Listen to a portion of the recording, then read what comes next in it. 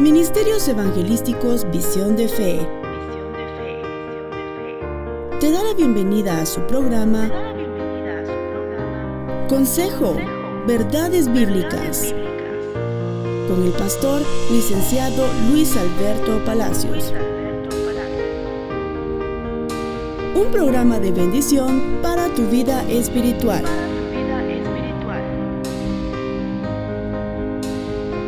Gloria a Dios. Aleluya. Con esas palmas saludamos a quienes nos ven a través de las redes sociales, a través de Facebook Live.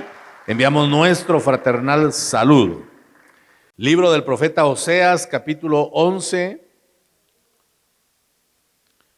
versículo 4. Un versículo muy esgrimido, muy conocido. Hay muchos cantos relacionados con esta palabra y tiene una enseñanza de verdad fabulosa, profunda, y hoy vamos a tomarla en el nombre del Señor. Oseas capítulo 11 y versículo número 4. Si está conmigo me indica por favor con un amén. Dice la palabra: con cuerdas humanas los atraje, con cuerdas de amor. Repita conmigo: cuerdas de amor. Y fui para ellos como los que alzan el yugo de sobre su cerviz, y puse delante de ellos la comida. Mire lo que el Señor dice acerca del pueblo de Israel. La Nueva Traducción Viviente dice en el mismo versículo: guié a Israel con mis cuerdas de ternura y de amor. Quité el yugo de su cuello y yo mismo, dice esta versión, me incliné para alimentarlo. Que el Señor nos bendiga, hermanos, a través de su palabra. Este es uno de los pasajes sumamente interesantes de la Escritura, porque muestran la relación que Dios mantiene con su pueblo, en este caso, el pueblo de Israel. Y se presenta a Dios no solo como un padre, que es lo que leemos a priori en el versículo, sino que también aparece como una niñera, como una nodriza que tiene un cuidado muy especial con su hijo. Así se presenta esta relación del padre con el pueblo de Israel. Dice: con cuerdas humanas los atraje, con cuerdas de amor, y fui para ellos como los que alzan el yugo de sobre su cerviz, y puse delante de ellos la comida. Me gustó la otra versión, que dice: quité el yugo de su cuello y yo mismo me incliné para alimentarlo.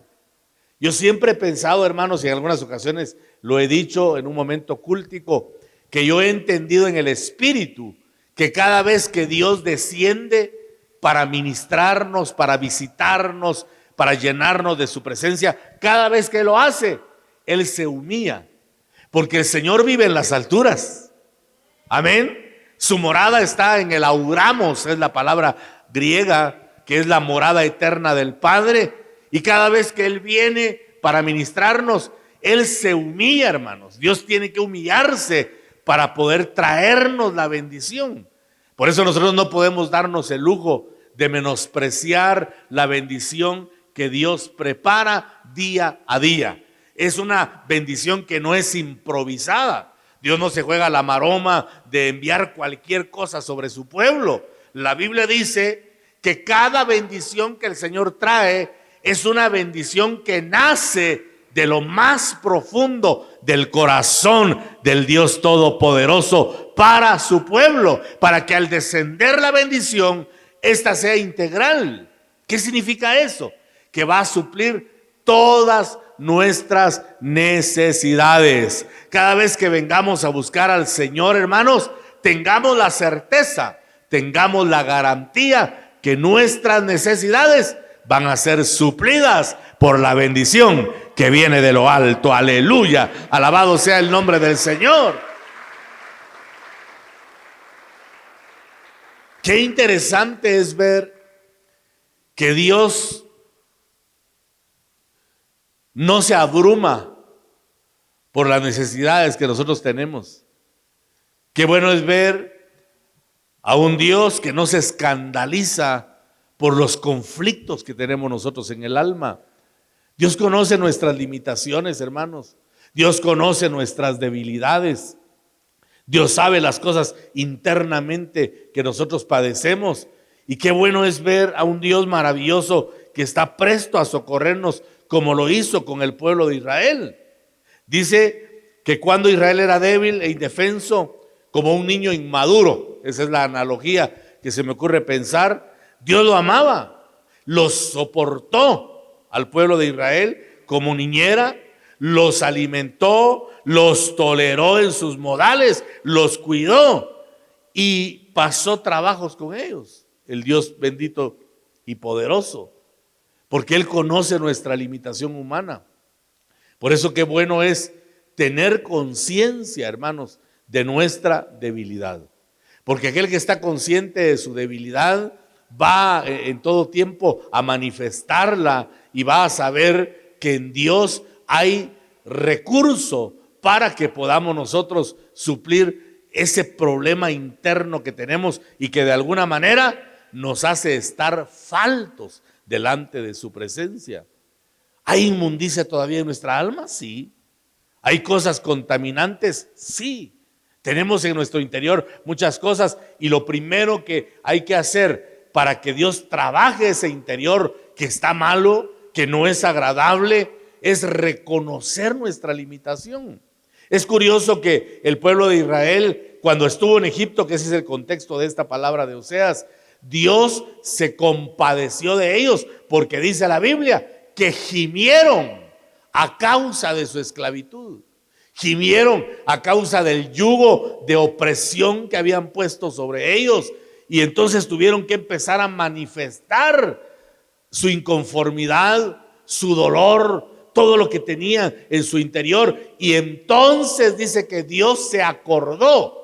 Por favor, no vaya a pensar que Dios padece de amnesia. No vaya a pensar que a Dios se le olvidan las cosas. Eso que tradujeron ahí como que se acordó Dios es que Él vino a ratificar el pacto que había hecho con Abraham, con Isaac y con Jacob. Y entonces Dios actuó en ese pacto, en ese compromiso de libertad, trabajó al pueblo para que ellos recuperaran aquello que originalmente Dios les había dado.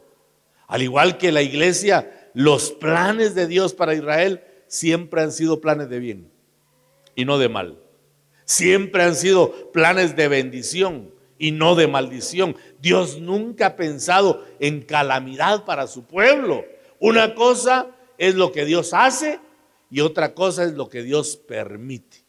Amén. Él hace cosas maravillosas. Yo creo que en su actuar todo lo que Dios hace es bueno. Como cuando creó el mundo, ¿verdad? Y dice Génesis, y vio Dios lo que había hecho y todo era bueno. Es que de Dios no pueden hacer nada malo. De Él solo proviene el bien. Ahora de que Dios permite algunas cosas que nos pueden hacer daño, esa es otra historia. Lo permite porque nosotros abrimos puertas, lo permite porque nosotros no nos acogimos a esa soberanía y a esa protección y a ese cuidado que Dios siempre ha deseado tener para con su pueblo. Y entonces aparecen cosas indeseables en nuestra vida, cosas que no quisiéramos que aparecieran, pero es por un descuido o por algo que no está en línea con el sentir, con el corazón de Dios. Cuando el pueblo de Israel estaba en el desierto, Dios les mostró el camino por donde debían ir y, hermano, literalmente los soportó, llevándolos de la mano. Les enseñó el Señor el camino de sus mandamientos por medio de la ley ceremonial que le fue entregada al siervo Moisés.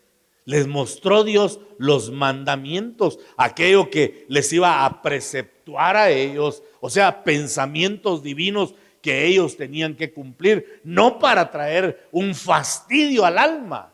Los mandamientos, hermano, jamás Dios lo pensó para fastidiar nuestra alma, sino que al cumplirlos nosotros pudiéramos tomar la bendición que trae la palabra del Señor.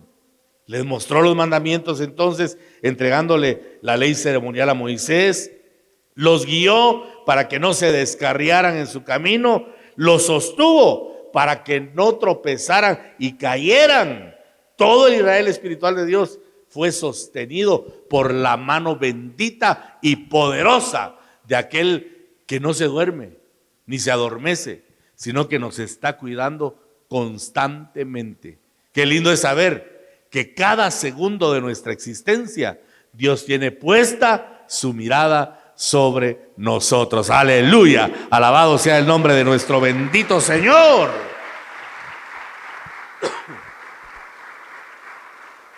Yo encuentro en el relato de Oseas la obra de Dios, que es atraer para sí las pobres almas.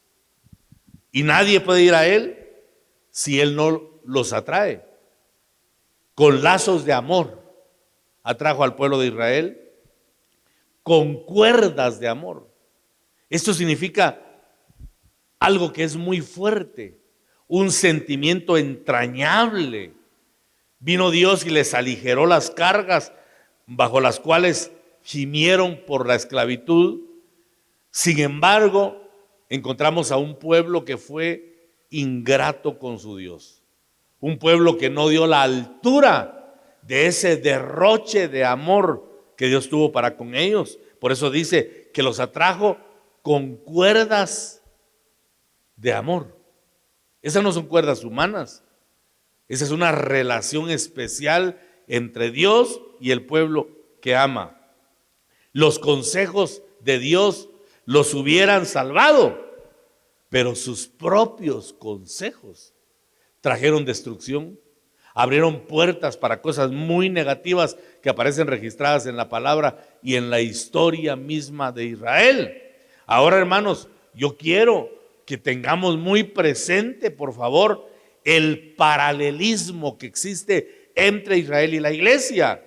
Pablo le dice a los corintios que las cosas que les acontecieron a ellos quedaron escritas para que nos sirvan de ejemplo a nosotros. Eso dice 1 Corintios capítulo 10 y versículo, ¿qué es? Versículo 11, creo yo. Dice: esas cosas les sucedieron a ellos como ejemplo para nosotros.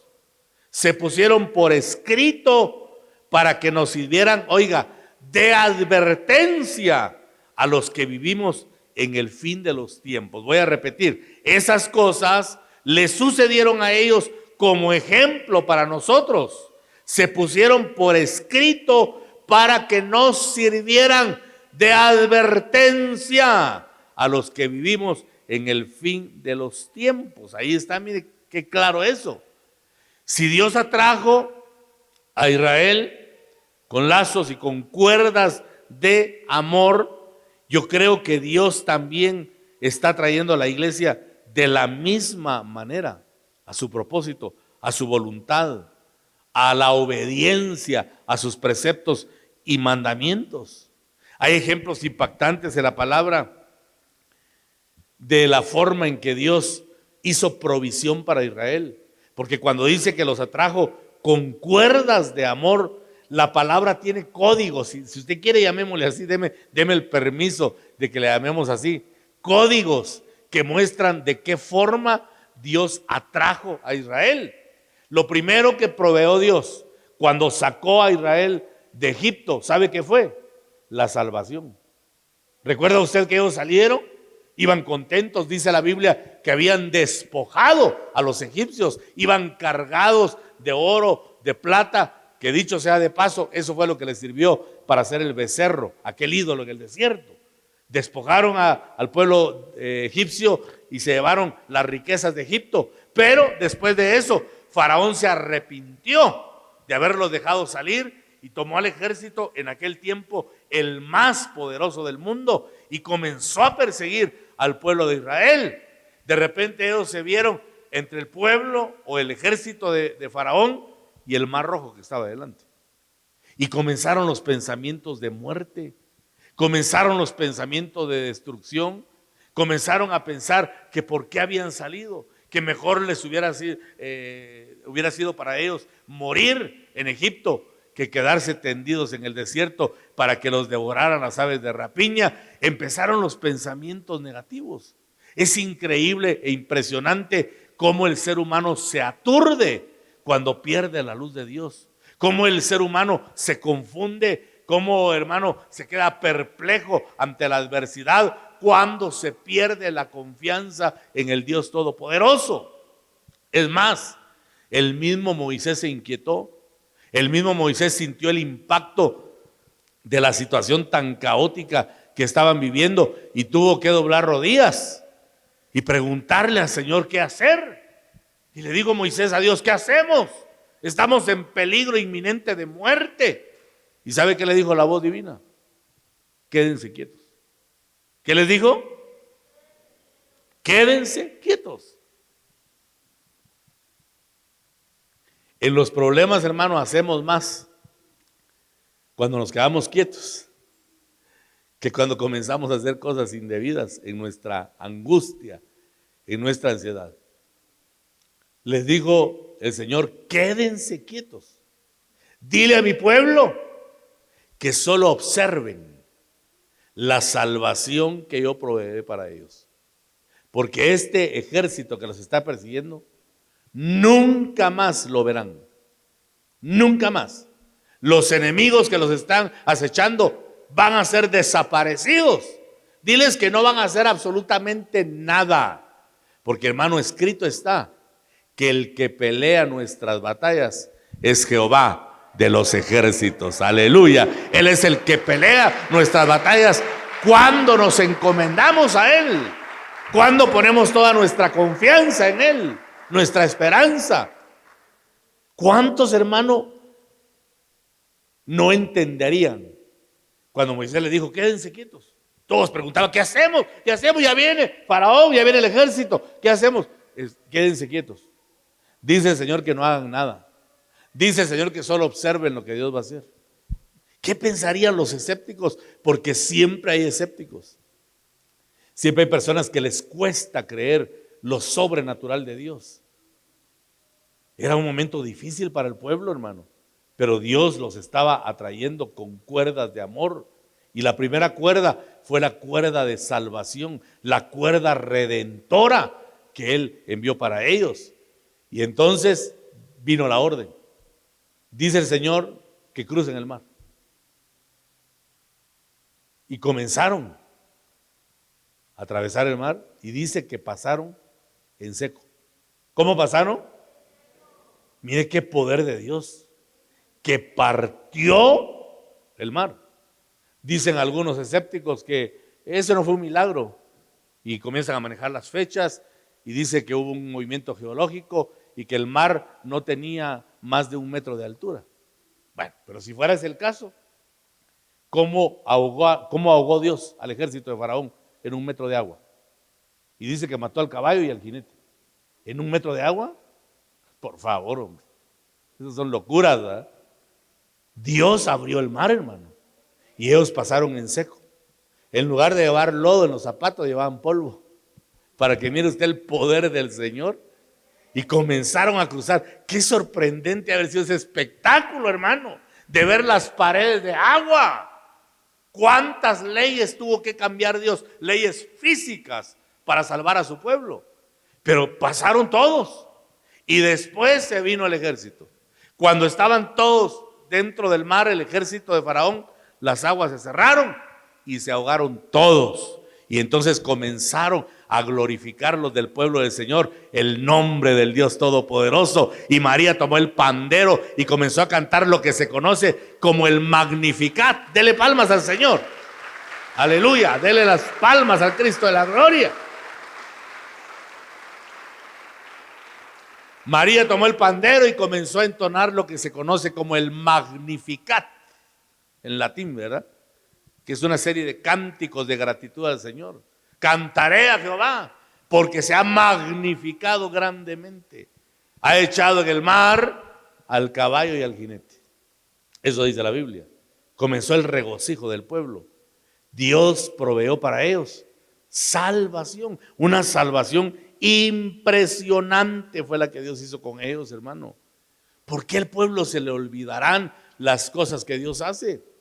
Yo estoy seguro que en tu experiencia hay muchas cosas que Dios ha hecho, en tu experiencia cristiana. Cosas sorprendentes, cosas sobrenaturales, cosas prodigiosas. Pero triste y lamentablemente, en ocasiones se nos olvida las cuerdas de amor con las cuales Dios nos ha atraído para sí. Hay otro ejemplo también impresionante. Josué capítulo 2. Acompáñenme por favor al libro de Josué, capítulo número 2.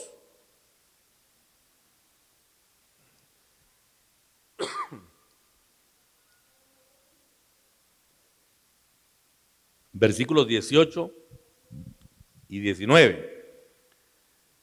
Cuando entremos en esta tierra, tú deberás dejar esta cuerda de color escarlata, dice esta versión, colgada de la ventana por donde nos hiciste bajar, y todos los miembros de tu familia, tu padre, tu madre, tus hermanos y todos tus parientes deberán estar aquí dentro de la casa.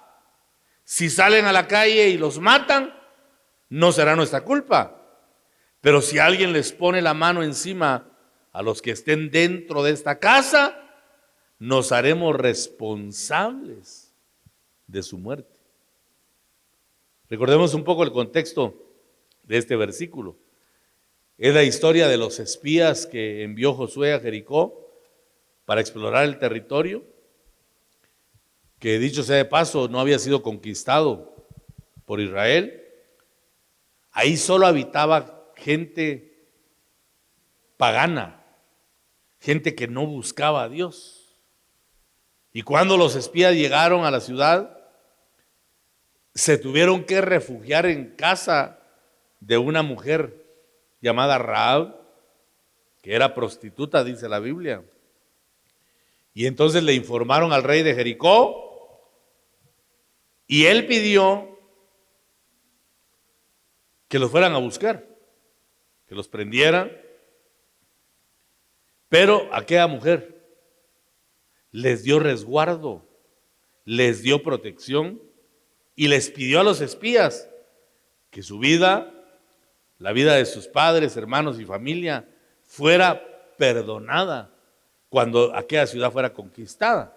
Y ellos accedieron. Pusieron dos condiciones nada más. La primera, que no los fueran a delatar, que los encubrieran, que los resguardaran. Y la segunda condición, que cuando llegaran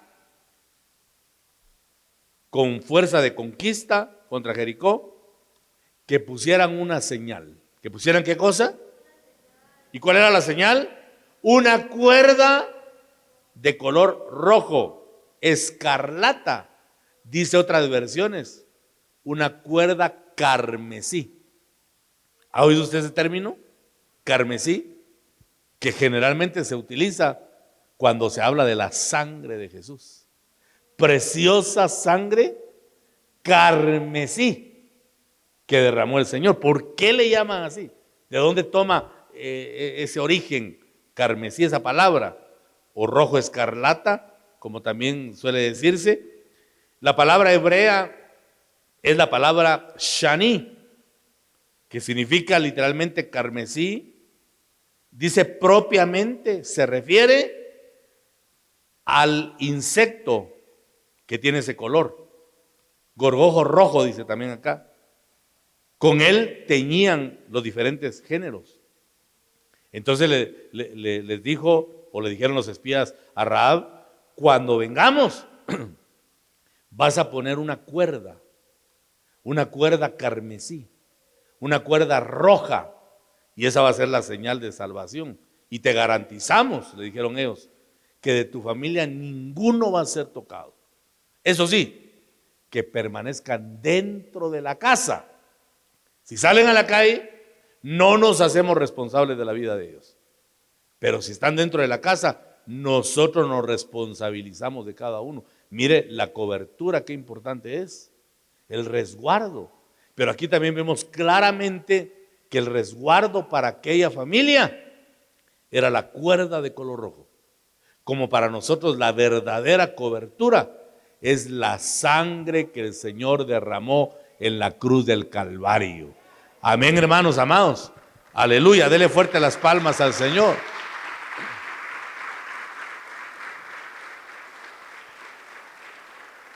La cobertura suya es la sangre de Jesús. Porque el Señor está con nosotros todo el tiempo. Por eso le cité el pasaje que dice que no se adormecerá ni se dormirá el que guarda a Israel. Yo entiendo, hermano, las enseñanzas que han surgido, tal vez por razones didácticas, magistrales, se ha tenido que enfocar la autoridad pastoral, la autoridad apostólica como una cobertura. Pero la Biblia enseña que la verdadera cobertura de la iglesia es la sangre de Jesús. Amén. Y el manto del Espíritu Santo. Eso es lo que nos cubre. Si fuéramos los hombres la cobertura, nosotros sí nos dormimos, hermano. Pero Dios no. Él está vigilando siempre, todo el tiempo.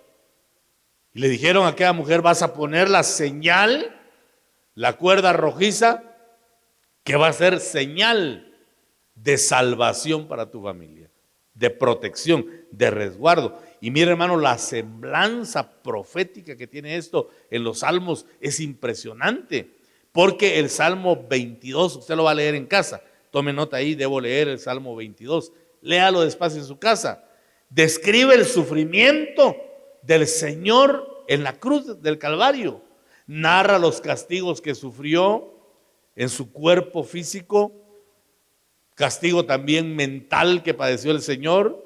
Pero en el versículo 6 del Salmo 22 dice: mas yo soy gusano y no hombre, oprobio de los hombres y despreciado del pueblo.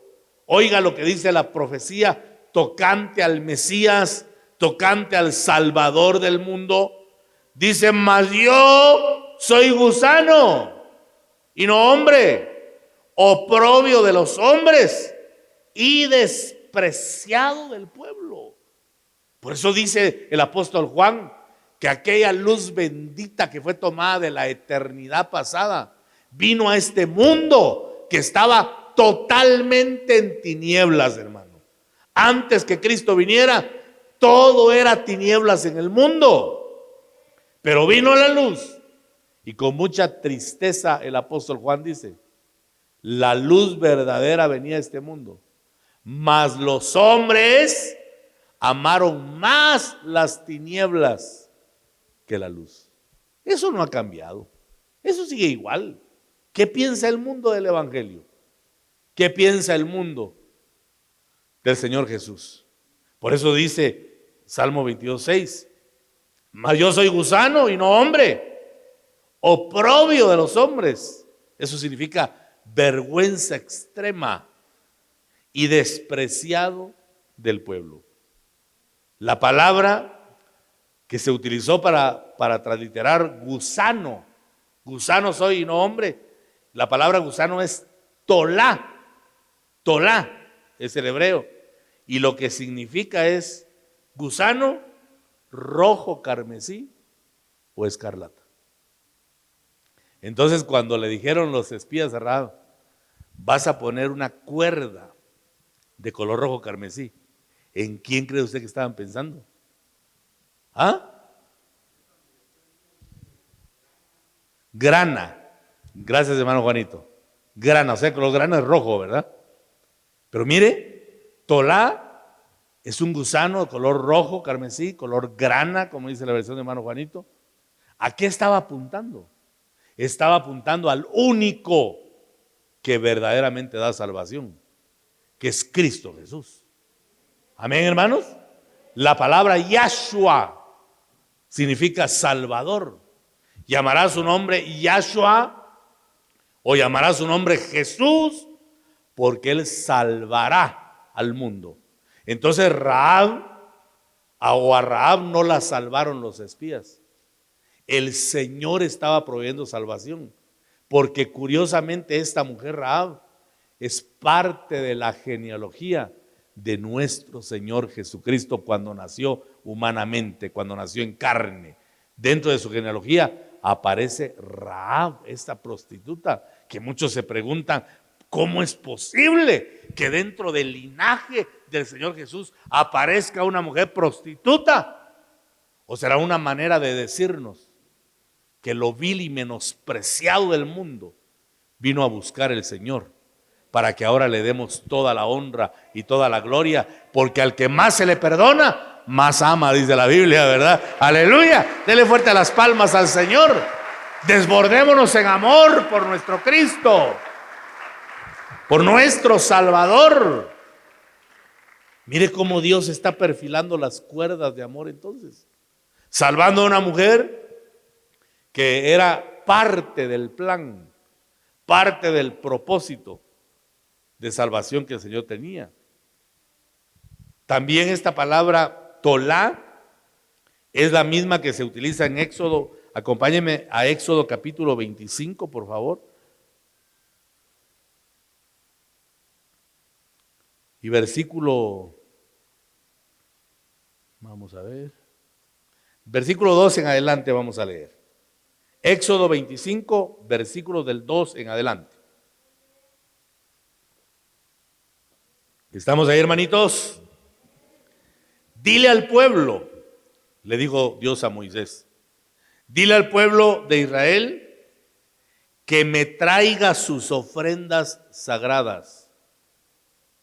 Acepta las contribuciones de todos los que tengan el corazón dispuesto a ofrendar. Mire cómo pide Dios, corazón dispuesto.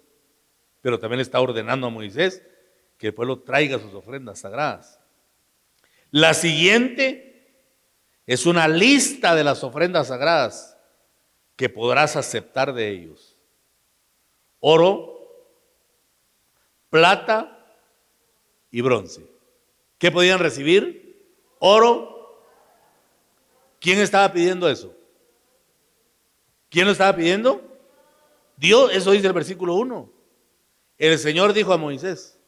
Eso es para que los materialistas que critican las ofrendas se muerdan la lengua, como dicen los jóvenes, ¿verdad? Dios estaba pidiendo. Ay, ¿para qué quiere Dios oro? Pues saber para qué lo querrá, porque ahí lo está pidiendo. ¿Para qué lo pide Dios? No sé. Tal vez para probar el corazón del hombre, porque Dios no lo necesita. Amén, hermanos amados. Oro, plata y bronce. Versículo 3. Verso 4.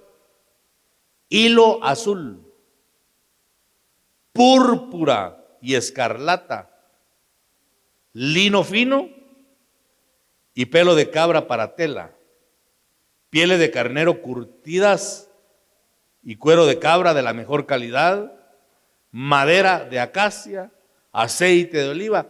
Todo lo que Dios está pidiendo era para el uso de las cosas sagradas del templo. El hilo seguramente era para hacer las vestiduras sacerdotales, hermano, que no podía ser cualquier vestidura. El oro también era utilizado, también el aceite, todo lo que Dios está pidiendo es para uso de la obra. Eso es lo que muestra la Escritura. Pero lo que quería recalcar es que el verso 4 dice que pidió púrpura y escarlata. En otra versión no dice hilo, sino que dice cuerdas. Cuerdas. Amén, iglesia.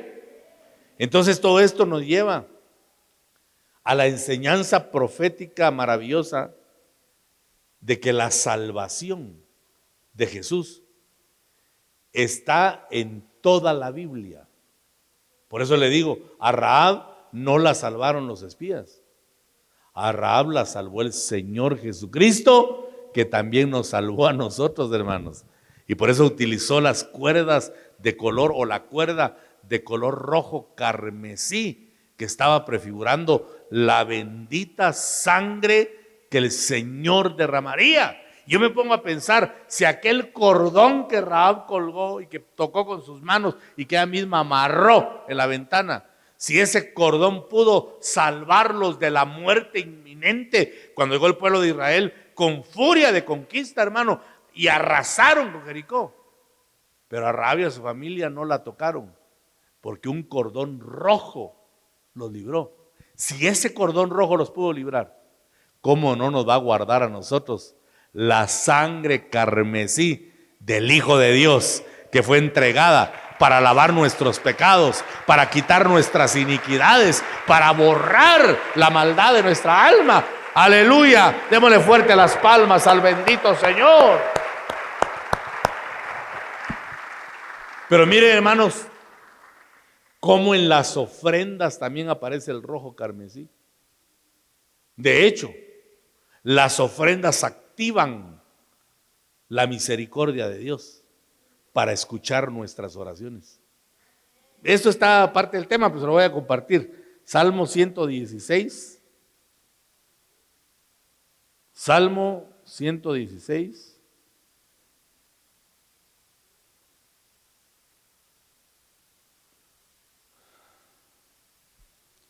¿Estamos ahí, hermanitos? Oiga lo que dice el salmista. Amo al Señor porque escucha mi voz y mi oración que pide misericordia. ¿Por qué amaba el salmista a Dios? Porque escuchaba sus oraciones pidiendo misericordia. Debido, dice el versículo 2, a que Él se inclina para escuchar. Otra vez la humillación de Dios, que se tiene que agachar, por decirlo así, para escuchar nuestras oraciones. Por eso dice el salmista, voy a orar mientras tenga aliento.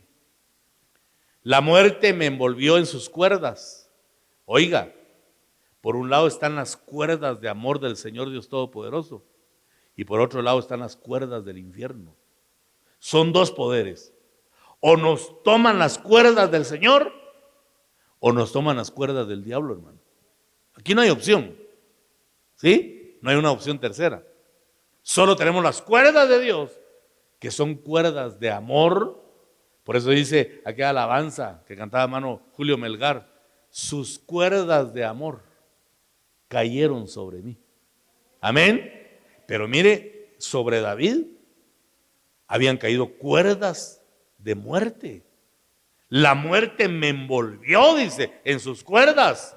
Los terrores de la tumba se apoderaron de mí. Lo único que veía era dificultad y dolor. Esas etapas han venido a nuestra vida, hermano, en las que uno solo encuentra dificultad y dolor. Entonces, versículo 4, invoqué el nombre del Señor. Señor, por favor, sálvame. ¿Y qué dice el verso 5? Qué bondadoso es el Señor, qué bueno es Él, tan misericordioso este Dios nuestro. El Señor protege, versículo 6, a los que tienen fe como de un niño. Estuve frente a la muerte y Él me salvó. Aleluya, qué lindo nuestro Dios, ¿verdad? Démosle gloria al Señor, hermanos amados. Qué maravilloso es esto.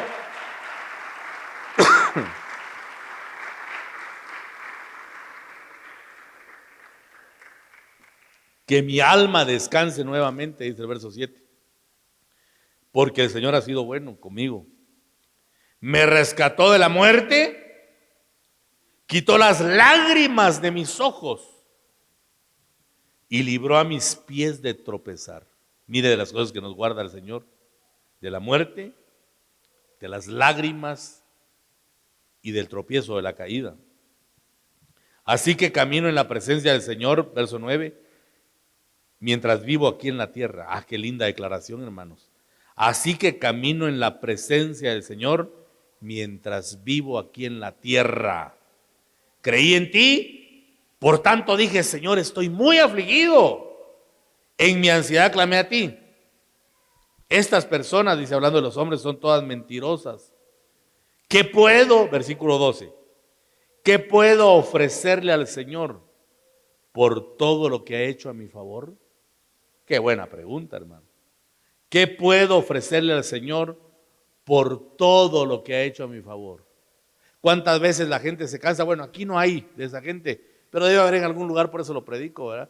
otra vez a pedir ofrenda, tanta ofrenda y tanta misericordia que Dios derrama. No a diario nos lo acabamos, pues.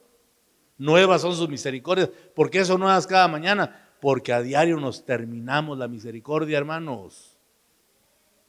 Entonces dice el salmista, ¿qué puedo ofrecerle al Señor por todo lo que ha hecho a mi favor? Verso 13. Levantaré la copa de la salvación y alabaré el nombre del Señor por salvarme. Versículo 14. Cumpliré las promesas que le hice al Señor en presencia de todo el pueblo. La versión Reina Valera, me gusta en este versículo, la versión Reina Valera. ¿Cómo dice la Reina Valera 60? Verso 14. Cumpliré, porque hay una versión que dice pagaré mis votos. Hay una que dice así, ¿va? Verso 14. Ahora dice la Reina Valera normal, pagaré mis votos a Jehová delante de todo su pueblo. ¿Cuáles son los votos? Las ofrendas, el diezmo, las primicias. David dice, voy a pagar mis votos porque Dios ha sido bueno. O sea que la ofrenda o las ofrendas emergen de un corazón que está agradecido, hermanos. De un corazón que reconoce que si no fuera por la mano de Dios, como dice Lamentaciones, nosotros ya hubiéramos sido consumidos. Amén. ¿Cuántos agradecemos por la vida que tenemos hoy? Ahora, ¿quién de nosotros podía garantizar que hoy íbamos a amanecer vivos? ¿Quién? Si a veces nos echamos unos ronquidos que siente uno que se queda, bueno, el que los oye pues, y se queda uno oyendo. Ay, Dios mío, si la esposa mejor lo voy a despertar cuando, otra vez, ajá. Hermano, ahí solo la misericordia nos puede guardar, ¿verdad? Démosle fuertes palmas al Señor. Solo la mano de Dios extendida sobre nosotros nos puede librar y guardar de todo género de mal. Entonces, hermanos, por eso dejó Dios en Éxodo que las ofrendas tenían que llevar también el rojo carmesí, el reconocimiento de la sangre que fue derramada. Esa es la primera cuerda entonces con la que Dios nos atrajo, cuerda de redención, la cuerda rojo carmesí que prefigura la sangre de Jesús derramada para expiación de nuestros pecados. Ahora, ¿qué debemos hacer nosotros? En primer lugar, valorar el alto precio que pagaron por nuestras iniquidades. Fue un alto precio la sangre de Jesús. Dice en Romanos 3:25. Romanos 3:25. A quien Dios ha puesto en propiciación por medio de la fe en su sangre, para manifestar su justicia por la remisión de los pecados pasados, en la paciencia de Dios. ¿Cómo lavaron los pecados del pasado? Por medio de la sangre. Ahora, ¿qué tenemos que hacer nosotros? Perseverar, hermanos, en una vida santa delante de Dios y de los hombres, para no menospreciar. Y quiero que me acompañe a esta cita, por favor. Hebreos capítulo 10, es una cita muy interesante. Hebreos capítulo 10, versículos 26 al 29. ¿Estamos ahí, hermanitos? Porque si pecáremos voluntariamente, quiero que note esto, porque si pecáremos voluntariamente, después de haber recibido el conocimiento de la verdad, ya no queda más sacrificio por el pecado. Pero yo quiero que no pasemos desapercibido lo que dice el verso 26. Aquí dice, hermano, que después de haber creído, si uno peca, lo hace voluntariamente. Con todo respeto. Pero el que conoce a Cristo y peca, peca porque quiere pecar. Es mentira que, ay, pastor, no sabía. ¿Qué estaría pensando? No, bien sabía lo que estaba pensando. Porque dice que después de conocer la verdad, todo pecado ya es voluntario. Ya es porque uno quiere hacer. Entonces, si uno peca voluntariamente después de haber recibido el conocimiento de la verdad, ya no queda más sacrificio por el pecado, sino una horrenda expectación de juicio y hervor de fuego que ha de devorar a los adversarios.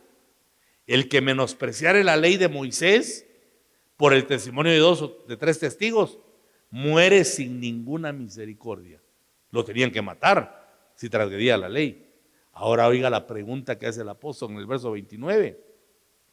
¿De cuánto mayor castigo pensáis que será digno el que pisoteare al Hijo de Dios y tuviere por inmunda la sangre del pacto en la cual fue santificado e hiciere afrenta al Espíritu de gracia? Wow, hermano, eso está fuerte. ¿De cuánto mayor castigo, dice, será digno el que pisoteare al Hijo de Dios? ¿Y qué más dice? Y tuviere por inmunda la sangre de Cristo. O sea que hay un mayor castigo, más fuerte, por tener por inmunda la sangre de Cristo. Eso es lo que nosotros no debemos hacer nunca, hermanos. Tenemos que valorar. Tenemos que valorar esa sangre que fue derramada. Tenemos que apreciarla, porque si no puede venir castigo, dice aquí la Escritura. Eso es también parte de lo que dice Corintios 11:27, que no bebamos indignamente la sangre del Señor. ¿Cuántos han leído eso? Dice que nos juzguemos a nosotros mismos para que no vayamos a beber indignamente. Eso dice la Biblia, ¿verdad? Ahora pregunto, y presten atención a la pregunta. ¿Cuándo nos sentimos dignos de tomar la Santa Cena? O lo voy a plantear de otra forma. Hay un día en que usted se sienta digno y que diga, hoy sí soy digno de tomar la Santa Cena. Hoy sí soy digno de comer el cuerpo y beber la sangre del Señor. ¿Habrá un día que usted se sienta así? Entonces, ¿por qué dice Pablo que no bebamos indignamente? ¿Sabe qué es beber indignamente? Es sentir que tenemos derecho de tomar el cuerpo y la sangre. Eso es beber indignamente. Porque se llama autojustificación. No, yo ahorita sí puedo tomar la Santa Cena. Como dijo una hermana, le dijo a un hermano pastor, pastor, estoy contenta porque ya llevo 6 meses sin pecar. Beber indignamente es decir, hoy sí puedo tomar la Santa Cena. Tranquilo, vengo bien. Beber dignamente de la copa, beber la sangre y comer el cuerpo también, por supuesto. Comer el cuerpo y beber dignamente es decir, Señor, reconozco que soy pecador. Reconozco que no merezco nada. Pero voy a comer de tu cuerpo y de tu sangre por la gracia que hay en ti y por tu infinita misericordia que sin merecerlo me permites tomar tu naturaleza. Eso es comer y beber dignamente, hermanos.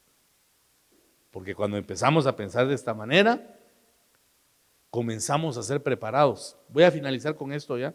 Hebreos 9:14. Estamos cerca, ¿verdad? Hebreos 9:14. Vamos a leer desde el 13.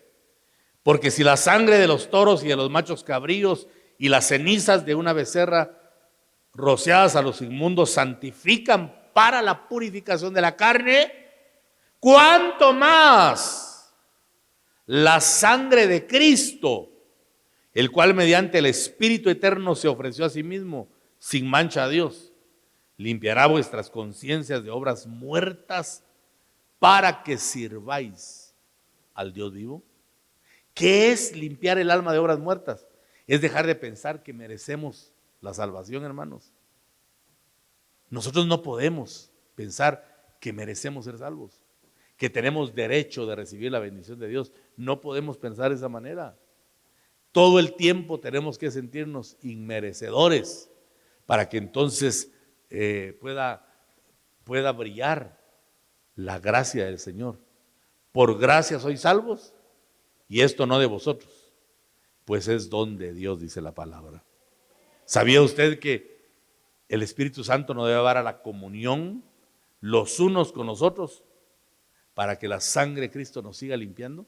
Por eso es que el diablo trata de romper mucho la relación entre personas, porque sabe el enemigo que cuando no hay comunión, hermano, se detiene la limpieza. Se detiene la limpieza. La sangre de Cristo ya no fluye para limpiar.